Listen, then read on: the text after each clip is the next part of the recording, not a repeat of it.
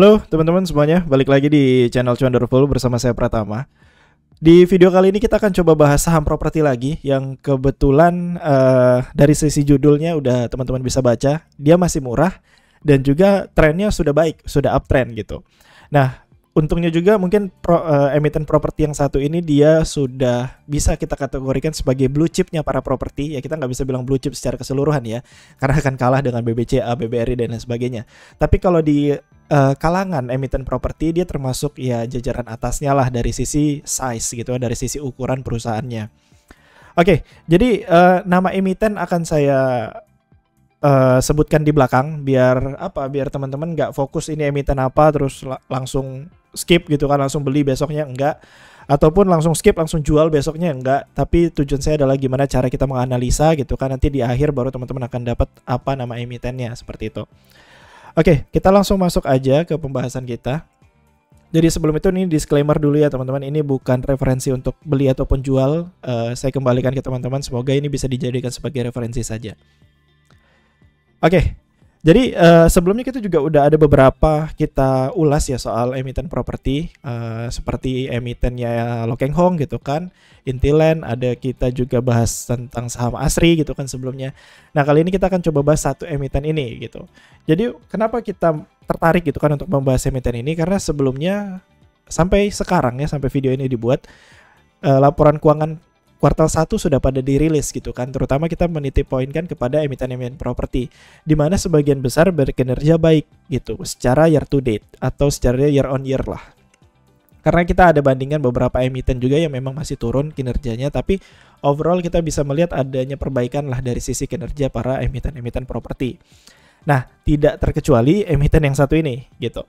Emiten ini dia mengalami kenaikan pendapatan dan juga laba bersih. Jadi kenaikan pendapatannya sejalan ya. Laba bersihnya juga sejalan dengan kenaikan pendapatan. Di mana pendapatannya dapat teman-teman lihat di sini itu naik sekitar 41,9% atau hampir 42% gitu kita bulatkan. Dan juga dari sisi laba bersih naik juga, naiknya lumayan besar gitu, 165%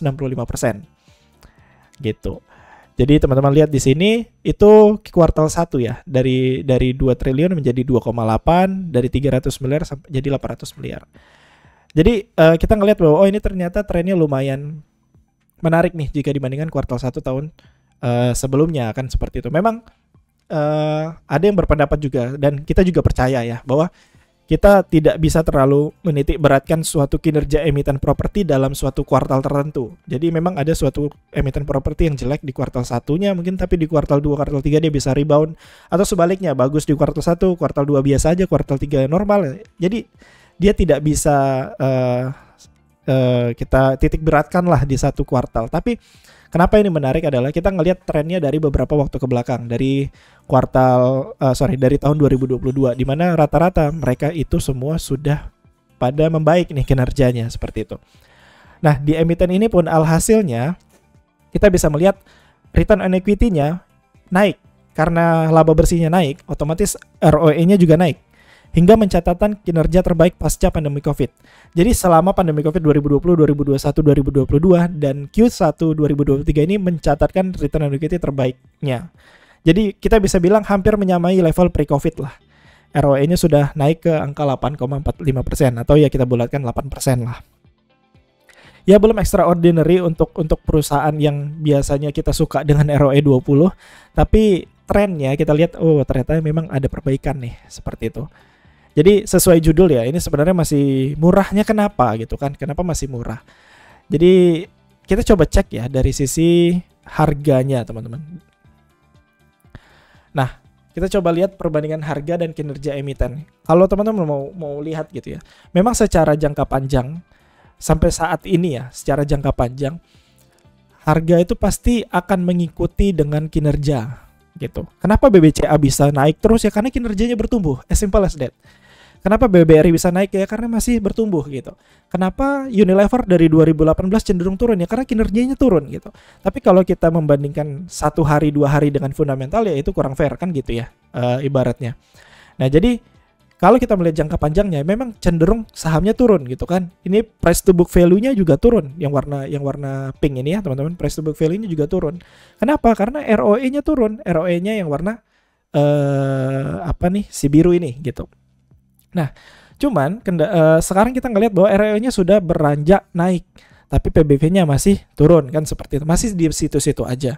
Dimana ketika memang ROE-nya 8%, itu terakhir kali kapan? Itu tahun 2019. Nah, tahun 2019 yaitu pre-COVID ya, sebelum COVID. Dimana waktu di tahun 2019 itu price to book value-nya mungkin bermain di angka sini, di atas 1. Sekarang masih 0,69 atau 0,7. Jadi memang ada rentang yang masih ditawarkan oleh market untuk saat ini, untuk si saham ini, seperti itu. Walaupun memang kenyataannya nanti teman-teman perhatikan, harga sahamnya sudah uptrend alias sudah naik. Jadi dia memang sudah naik, tapi belum terlalu mahal gitu dari sisi valuasi. Ya kita nggak usah valuasi, saya juga nggak akan bisa memberikan valuasi lengkap di sini, hitung-hitungannya seperti apa. Tapi ini kita pakai asumsi saja lah, kita pakai asumsi singkat ini. Jadi biar teman-teman tahu sendiri, oh di sini loh peluangnya. Nah, nanti tinggal PR-nya hitunglah berapa nilai intrinsiknya kan gitu. Nah, tapi kalau teman-teman lihat di sini kinerjanya sudah naik, tapi harga sahamnya juga ya belum terlalu rebound gitu kan. Bahkan tahun 2021 aja price to book value-nya masih di atas 1 seperti itu. Sedangkan harga kinerjanya sudah mulai baik seperti itu. Nah, mungkin sekarang pertanyaan adalah gimana dengan teknikal dan inflow saham ini. Jadi seperti teman-teman tahu sendiri, di channel ini kita mengedepankan saham-saham yang secara fundamental baik dan juga teknikalnya juga baik, serta inflow atau bandarmologinya juga baik. Dengan ada 3 lapisan, sebenarnya inflow atau bandarmologi ini kita bisa masukkan ke dalam teknikal ya. Karena teknikal ya bisa dibilang di dalamnya ada analisis volume kan gitu ya. Volume ya kita bisa masukkan inflow di dalamnya. Tapi kalau mau dipisahkan juga nggak apa-apa. Tapi biar menyederhanakan, memang kita sukanya dengan saham-saham yang fundamentalnya bagus, masih murah gitu kan, dan dilengkapi oleh teknikal yang baik. Teknikal yang baik itu dari sisi tren dan juga inflow-nya. Seperti itu. Nah, ini kita langsung aja masuk ke charting ya, biar teman-teman bisa dapat gambaran sedikit lah. Sebentar ya.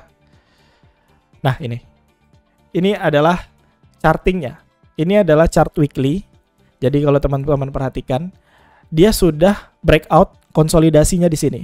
Jadi kalau kita lihat, dia sudah konsolidasi itu mungkin sekitar ya dari pertengahan 2021 kalau kita tarik, ada false breakout di sini sebenarnya. Sudah naik tapi turun lagi. Jadi dia sudah masuk konsolidasi itu mungkin hampir 2 tahun. Ya hampir 2 tahun lah. Hingga sebelumnya sudah break sekarang. Jadi secara tren dia sudah break area konsolidasi dan menuju resistance selanjutnya nih di area 1125 kan, seperti itu. Jadi secara tren kita lihat secara daily-nya sekarang.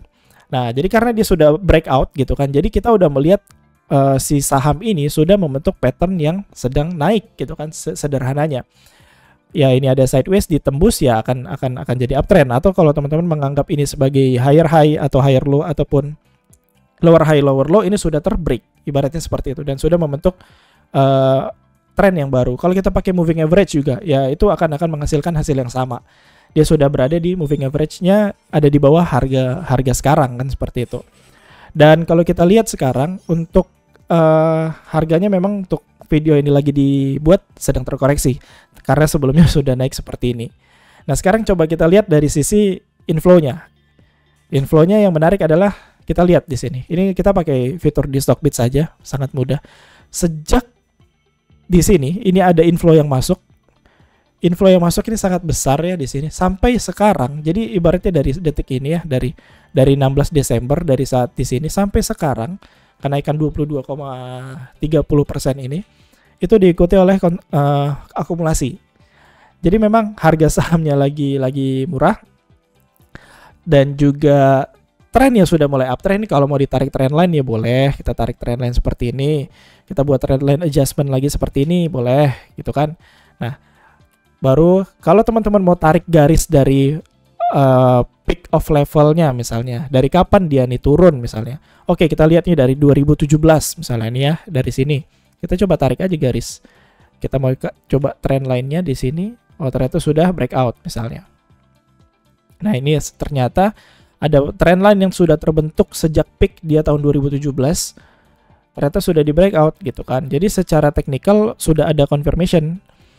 Ini sudah breakout dan volumenya juga lumayan waktu breakout kemarin kan, seperti itu. Jadi coba saya hapus ya biar lebih clear. Ini sengaja kita buat clear jadi teman-teman nggak bingung. Yang penting udah tahu nih trennya uptrend, udah that's it sampai situ dulu. Nah kalau kita lihat juga akumulasinya juga cukup lumayan gitu ya, konsisten akumulasi sampai detik ini. Kita nggak tahu nih hari ini karena ini dibuatnya waktu marketnya lagi running. Jadi kita perlu lihat nanti malamnya seperti apa. Tapi overall kita ngelihat bahwa di sini kenaikan di sini diikuti oleh akumulasi. Jadi ada 3 poin ya, fundamentalnya oke, teknikalnya juga udah oke. Sama bandar nimologinya juga udah oke. Ya kalau penasaran tinggal cek aja di sini kan.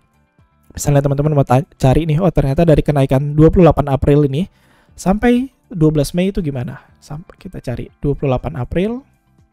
28 April sampai kemarin gitu, sampai 12 Mei gitu kan. Oke, ternyata ada akumulasi, normal accumulation, di mana buyernya ada 18 pihak, sellernya 55 pihak. Dari sisi jumlahnya saja sudah termasuk akumulasi ya, di mana buyer lebih banyak daripada seller. Dan dari top buyernya juga 38 miliar, 18 miliar, 17 miliar, 10 miliar, sedangkan di top sellernya 28 miliar, 16, 97, 9,7, 5, dan lain sebagainya. Jadi termasuk on average ya, ini normal accumulation. Jadi top 5-nya juga big accumulation, termasuk big accumulation. Jadi kalau teman-teman tarikkanlah garis ya dari sini, dari dia sini gitu kan. Dari sini. Sebentar. Kita cari aja di sini. Nah, di sini. Dari kenaikan sini sampai di sini itu masih terjadi akumulasi. Akumulasi dengan average di sekitar 1150. Ya, lebih dan kurang. Jadi 1150 dia punya on average. Nah, sekarang ini ada harganya sudah di average. Jadi kalau kita ngelihat bahwa trennya ternyata sudah uptrend, tapi kita lihat ya ini ada resist yang weekly yang cukup kuat juga kemarin. Dulu sempat di break tapi turun, jadi terjadi konsolidasi di bawah, dan ini termasuk resisten yang kuat gitu ya. Hati-hati kalau misalnya tidak bisa nembus. Jadi kalau tidak bisa nembus ya otomatis dia akan koreksi dulu. Level-level supportnya teman-teman bisa gambarkan lah, bisa ditarik garis atau segala macam. Bisa pakai Fibonacci, misalnya teman-teman gambarkan dari kenaikan dia pas rally sampai sekarang. Tinggal Fibonacci kan gitu kan. Oh ini area-areanya di 1100, 1088 gitu. Itu kalau teman-teman mau entry nantinya. Atau mau di sini, ini termasuk ada support juga, makanya ada beberapa rejection dan lain sebagainya. Jadi intinya adalah si saham ini memang lagi masih dihargai, masih ada kemungkinan dia upside karena dari sisi valuasi gitu ya. Dan juga dari sisi technical dan juga bandarmologi juga cukup bagus. Jadi ada tiga kelengkapan yang mengikuti nih si saham ini seperti itu. Tapi apakah dia bisa naik terus, apakah dia bisa turun, ya semuanya bisa gitu. Makanya ini bukan pom-pom, bukan apa, karena bisa aja kita berubah gitu kan. Yang awalnya kita ngelihat saham ini bagus ya besoknya jadi jelek gitu kan. Dan untuk pom-pom saham sekelas sebesar ini juga agak gimana gitu ya, agak sulit lah kalau dibilang ini pom-pom. Jadi bijaklah dalam ngambil informasi, semoga bisa dapat gambarannya gimana cara kita analisa juga. Apa aja tren-trennya kan seperti itu. Nah, jadi teman-teman bisa dianalisa kembali, dan kalau ditanya ini emiten apa, ini adalah emiten properti BSDE atau Bumi Serpong Damai, TBK. Gitu, yang tahulah ya perumahan-perumahan di BSD ya, termasuk gede juga kan, ya itulah mereka. Inilah sahamnya. Jadi sedang masuk ke dalam area uptrend dan juga konsolidasi yang cukup panjang ini sudah di breakout, tapi sekarang posisinya udah dekat resisten gitu. Kemungkinan dia breakout ada nggak katalis kemungkinan dia breakout? Ada. Satu, fundamentalnya. Kedua, memang bandarmologinya cukup baik kan gitu. Tapi apakah pasti breakout ya nggak tahu. Kan gitu pertanyaan jawabannya. Jadi ya kita lihatlah gimana strategi teman-teman, investing plan-nya atau trading plan-nya bagaimana. Mau tunggu di support atau mau entry sekarang dengan money management dan lain sebagainya, cut loss-nya di berapa gitu kan. Profil risiko kan mengikut lagi semuanya. Seperti itu. Oke, mungkin itu untuk penjelasan hari ini di video kali ini. Jadi teman-teman semoga dapat benang merahnya gitu ya, cara menganalisa saham biar bisa lebih precise lagi dalam eksekusinya ke depannya. Terakhir, mungkin yang mau tahu soal update pasar boleh subscribe langsung aja channel Chonderful, linknya ada di deskripsi, free aja. Oke, mungkin itu aja, kita jumpa lagi di video selanjutnya ya teman-teman.